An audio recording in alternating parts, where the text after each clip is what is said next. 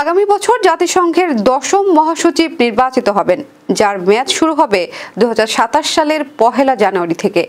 প্রচলিত নিয়মে এবার লাতিন আমেরিকা ও ক্যারিবীয় অঞ্চলের প্রার্থী হওয়ার কথা থাকলেও যুক্তরাষ্ট্র বলছে সকল অঞ্চলের যোগ্য প্রার্থীদের বিবেচনা করা হবে। মার্কিন উপরাষ্ট্রদূত ডোরোথি শিয়া জানান, নির্বাচন প্রক্রিয়া সম্পূর্ণ যোগ্যতার ভিত্তিতে হওয়া উচিত। তবে এই অবস্থান ল্যাতিন আমেরিকার দেশগুলোর মধ্যে অসন্তোষ সৃষ্টি করেছে। পানামার প্রতিনিধি রিকার্ডো মস্কোসো বলেন, উন্নয়নশীল দেশগুলোর নেতৃত্বের অভিজ্ঞতাও গুরুত্ব পাওয়া উচিত। রাশিয়ার রাষ্ট্রদূত ভ্যাসিলি নেবেনজিয়া বলেন, আঞ্চলিক রোটেশন কোনো নিয়ম নয়, তবে যোগ্য প্রার্থীর অগ্রাধিকার থাকা উচিত। তিনি যোগ্য নারী প্রার্থী নির্বাচনের পক্ষে মত দেন। এদিকে চিলি তাদের সাবেক প্রেসিডেন্ট মিশেল ব্যাশেলেটকে এবং কোস্টারিকা সাবেক উপরাষ্ট্রপতি রেবেকা গ্রিনস্প্যানকে মনোনয়ন দেওয়ার ঘোষণা দিয়েছে।